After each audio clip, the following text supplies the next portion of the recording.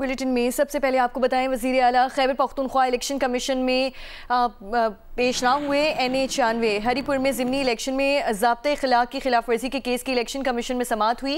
Chief election commissioner ने वकील अली बुखारी से कहा कि हमने वज़ीर आला खैबर पख्तूनख्वा सुहेल आफरीदी को ज़ाती हैसियत में बुलाया था। वकील बोले, जनूबी KP में मसाइल हैं, वो वहाँ के इजलास की सदारत कर रहे हैं। जलसे से खिताब में धमकी देने पर वज़ीर आला खैबर पख्तूनख्वा और हल्के से उम्मीदवार महरनाज उमर अयूब को आज इलेक्शन कमीशन तलब किया गया है।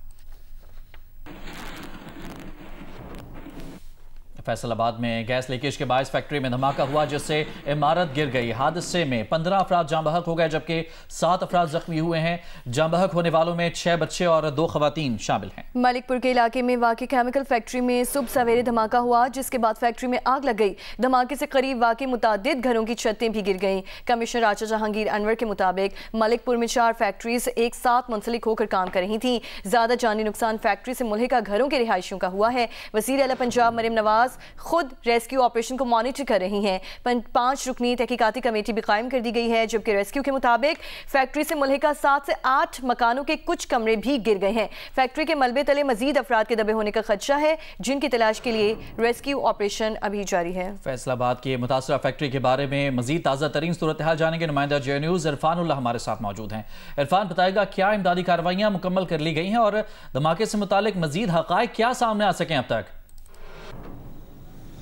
जी, इस सिलसिले में जो इमदादी कार्रवाइयाँ हैं वो अभी तक जारी हैं। यहाँ पे जो आग है उसको मुकम्मल तौर पर ख़त्म कर दिया गया है और वहाँ पे कूल डाउन का अमल जो था वो वहाँ पे अभी जारी, क्योंकि यहाँ पे जो मशीनरी थी वो भी इस आग के अंदर जली है और काफ़ी हैवी मशीनरी जो इस फैक्ट्री के अंदर मौजूद थी वो भी मलबे का हिस्सा बनी हुई है। मलबा भी बहुत बड़ी जो है वो मिकदार के अंदर यहाँ पर मौजूद है, क्योंकि जो फैक्ट्री थी ये 4 से 5 कनाल की जो फैक्ट्री मुकम्मल तौर पर इसकी जो छत थी वो मुनहदम हो गई थी और ये मुकम्मल तौर पर बड़ी रकबे पे जो मलबा इस वक्त इसका फैला हुआ है, इसको कूल डाउन करने के बाद जो फैक्ट्री का मलबा है अब उसको हटाने का काम अभी शुरू होगा। ताहम जो मुल्हिका घरों के अंदर जो इमारतों के जो कमरे गिरे थे, जो इमारतें गिरी थी, उनको मलबे को हटाया गया है। वहाँ पे सर्च मुकम्मल कर ली गई है। वहाँ पे जितने अफराद जाँ बहक हुए थे अभी तक जो है वो 15 अफराद जाँ बहक होने की जो कन्फर्मेशन है वो 15 अफराद और 7 अफराद के ज़ख्मी होने की, जो कि अस्पताल ने मुंतकिल कर दिया गया था और इनको वहाँ से मुकम्मल तौर पर सर्च आउट करके निकाल लिया गया था। अब ये वहाँ पे मलबा क्लियर कर दिया गया है। ताहम जो फैक्ट्री है वहाँ पे ये बताया गया कि अभी वहाँ पे कूल डाउन होने के बाद वहाँ पे अभी तक आग के असरात मौजूद हैं और वहाँ पे ख़तरनाक केमिकल भी मौजूद है। अभी उसके बाद यहाँ पे फैक्ट्री के मलबे को हटाना शुरू किया जाएगा। यहाँ पे कुछ खदशात ये भी हैं कि कुछ और मज़ीद वर्कर्स जो हैं वो इस मलबे तले दबे हुए हो सकते हैं। जबकि इस हादसे के हवाले से जो कमिश्नर फैसलाबाद हैं उन्होंने 5 रुकनी जो कमेटी है वो एक तहकीकाती कमेटी कायम कर दी है। ये भी बताया गया कि इब्तदाई तौर पर जो इस फैक्ट्री का एक मैनेजर था उसको हिरासत में लिया गया है और मज़ीद तहकीकात के बाद जो इसके मालकान हैं उनके खिलाफ जो है वो कार्रवाई अमल में लाई जाएगी। जी, वर्कर्स के दबे होने का खदशा अभी भी मौजूद है। इरफान उल्लाह हमें फैसलाबाद से अपडेट करे थे। फैसलाबाद की केमिकल फैक्ट्री में बॉयलर फटने से जाँ बहक अफराद की तादाद 15 हो चुकी है। 7 अफराद शदीद ज़ख्मी हुए हैं। कमिश्नर फैसलाबाद राजा जहांगीर अनवर का कहना है कि ज़्यादा जानी नुकसान फैक्ट्री से मुल्हिका घरों के रिहायशियों का हुआ है। ये लीकेज हुई है गैस की, जिसकी वजह से ये अभी तक कॉज ऑफ जो उसकी ब्लास्ट है वही बताई जा रही है और इसमें 15 लोग अभी तक डेथ हुई है। इसमें बेसिकली वो लोग जो फैक्ट्री के साथ मुल्हिका घरों में थे और 3 फैक्ट्रियाँ अपनी थी इनकी और मुख्तलिफ फैक्ट्रियाँ थी उसके साथ, तो उसमें ये लोगों की शहादत हुई है। उसमें 7 इंजर्ड थे, जिसमें से 2 को डिस्चार्ज कर दिया गया है। 2 ऑर्थो बाजू टूटे हुए हैं, उनके प्लास्टर भी कर दिया गया है। 3 बर्न इंजरीज़ में, तो टोटल 7 यहाँ पे पेशेंट्स मौजूद हैं। उनकी देखभाल के लिए वज़ीर आला खुद इसको मॉनिटर कर रही हैं। सारी रेस्क्यू ऑपरेशन को भी वो खुद मॉनिटर किया उन्होंने। जब तक ये अपनी सेहतमंद नहीं हो जाते इनको यहाँ पे फ्री ट्रीटमेंट भी दी जाएगी और ये बेहतरीन ट्रीटमेंट भी दी जाएगी। आगे बढ़ते हैं। रहीम यार खान में एक वर्कशॉप में ऑयल टैंकर की मरम्मत के दौरान वेल्डिंग के बायस आग भड़क उठी। वाक़े के नतीजे में वेल्डर समेत 2 अफराद झुलसकर जाँ बहक हो गए। ऑयल टैंकर में आग लगने का वाकया कौमी शाहरा पर मुस्लिम चौक के करीब पेश आया। रेस्क्यू हुक्काम के मुताबिक ऑयल टैंकर में ऑयल मौजूद नहीं था और मामूल का मुरम्मती काम जारी था कि अचानक धमाके के साथ आग लग गई। रेस्क्यू, पुलिस, इंतजामिया और पाक फौज के जवान मौके पर पहुंचकर आग पर काबू पाने की कोशिश में मसरूफ हैं।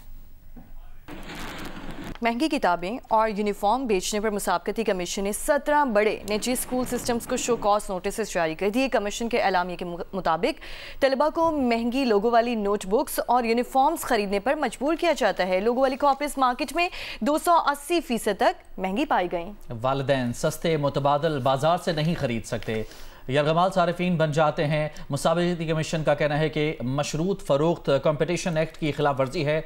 निजी स्कूल सिस्टम मुल्क भर में हज़ारों कैंपस चलाते हैं। लाखों तलबा वालिदैन इन पॉलिसियों से मुतासर होते हैं। नए एडमिशन के अखराजात और सफरी मुश्किलात के बायस स्कूल तब्दील नहीं किया जा सकता। हज़ारों स्टेशनरी और यूनिफॉर्म फरोश छोटे कारोबारी भी बुरी तरह मुतासर हो रहे हैं। निजी स्कूलों को 14 दिन में तहरीरी जवाब जमा कराने की हिदायत जारी करते हुए कहा गया है कि कॉम्पिटिशन कमीशन 7.5 करोड़ रुपए तक जुर्माना आयद कर सकता है।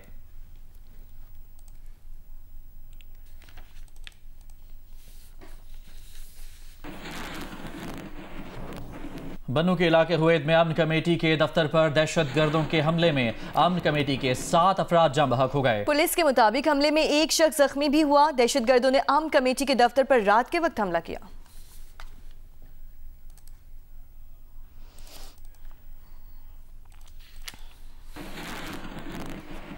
आगे बढ़ें और आपको बताएं, खैबर पख्तूनख्वा के मुख्तलिफ अजला में दहशतगर्दों की जानिब से पाक फौज कानून नाफिज करने वाले इदारों के खिलाफ इस्तेमाल होने वाला असलहा पेशावर में मीडिया के सामने पेश किया गया। पाक फौज और दीगर इदारों ने कामयाब कार्रवाइयां करके दहशतगर्दों से अफगानिस्तान में अमरीकी और नेटो अफवाज के ज़ेरे इस्तेमाल असलहा बरामद किया है।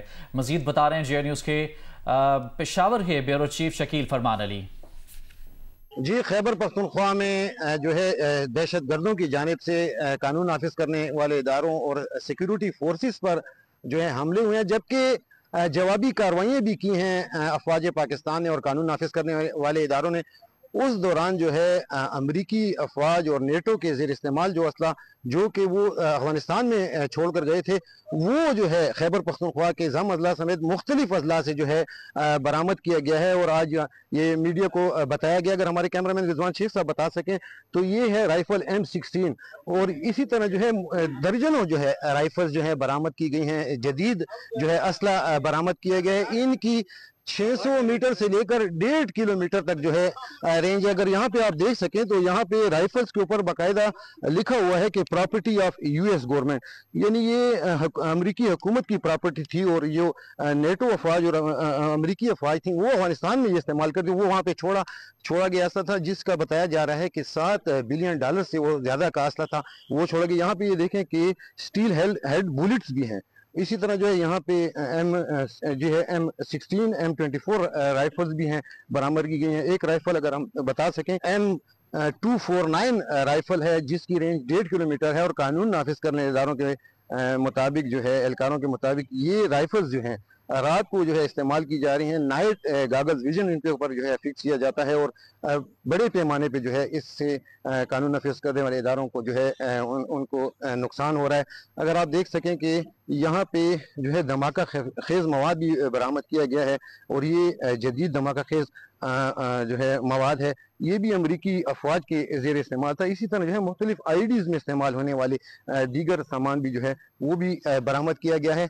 $7.2 अरब से ज़्यादा का असला जो है वो अमरीकी और नेटो अफवाज जो है वो अफगानिस्तान में छोड़ के गई हैं और ज़राए के मुताबिक वो असला जो है अब दहशतगर्दों के हाथ में लगा है जिनको पाकिस्तान की सिक्योरिटी फोर्सेज और कानून नाफिज करने इदारों के खिलाफ इस्तेमाल किया जा रहा है। वफाकी आईनी अदालत पाकिस्तान के पहले चीफ जस्टिस अमीनुद्दीन खान ने अदालत के क़याम के बाद अपना पहला बाज़ाब्ता पैगाम जारी करते हुए कहा है कि आइन की तशरी शफाफियत, आज़ादी और दयानतदारी के साथ की जाएगी, जबकि बुनियादी हुकूक का तहफ़्फ़ुज़ अदालत की अवलीन तरजीह होगी। चीफ जस्टिस अमीनुद्दीन खान ने कहा है कि वफाकी आईनी अदालत का क़याम मुल्क की कौमी आईनी जिद्दोजहद में एक तारीखी संग मील है। चीफ जस्टिस ने इस आज़म का इज़हार किया कि एक ऐसा अदालती फ़ोरम कायम किया जाएगा जो दयानत, गैर जानिबदारी और इल्मी बसीरत की आला मिसाल हो। उनका कहना था कि अदालत के सामने आने वाले हर मामले को आइन की बालादस्ती, इंसाफ के उसूलों और अदालती वक़ार के साथ गैर मामूली एहतियात और मुनसिफाना अंदाज में निपटाया जाएगा। उन्होंने मज़ीद कहा कि ऐसी अदालती रिवायत तश्कील देने की ख्वाहिश रखते हैं जो मुदल्लिल फैसलों और इदारा जाती वक़ार और अवामी एतमाद पर मबनी हो और यही खुसूसियात किसी भी आइनी अदालत की बुनियाद होती हैं। चीफ जस्टिस अमीनुद्दीन खान ने कहा कि वफाकी आइनी अदालत के पहले चीफ जस्टिस की हैसियत से वो उसे अपने लिए एजाज़ समझते हैं कि उन्हें इस इदारे की बुनियादों की तश्कील में हिस्सा डालने का मौका मिला। उन्होंने उम्मीद जाहिर की कि यह अदालत पाकिस्तान में आईनी बालादस्ती की मुहाफिज साबित होगी।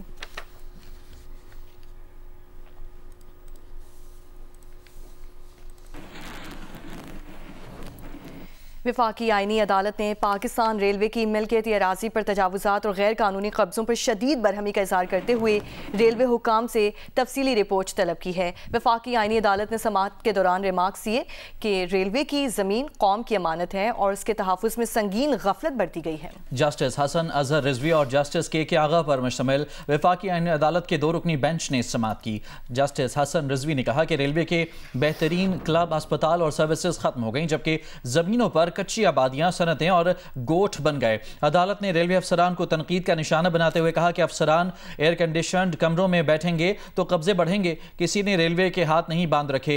जमीनों की वागुजारी का इख्तियार खुद रेलवे के पास है। दौरान समाअत रेलवे के वकील शाखावर ने बताया कि रावलपिंडी में 1359 केनाल रेलवे जमीन पंजाब हुकूमत ने कच्ची आबादी को अलॉट कर दी थी, जिसमें रेलवे स्टेशन का बड़ा हिस्सा भी शामिल था। वकील के मुताबिक पंजाब हुकूमत ने गलती तस्लीम कर ली और 1288 केनाल अराजी दोबारा रेलवे के नाम मुंतकिल हो चुकी है। वफाकी आईनी अदालत ने रेलवे से तजावुजात के मुकम्मल रिकॉर्ड, जमीन की वागुजारी के इक़दामात और जिम्मेदार अफसरान के खिलाफ कार्रवाई की रिपोर्ट तलब करते हुए समाअत मुलतवी कर दी।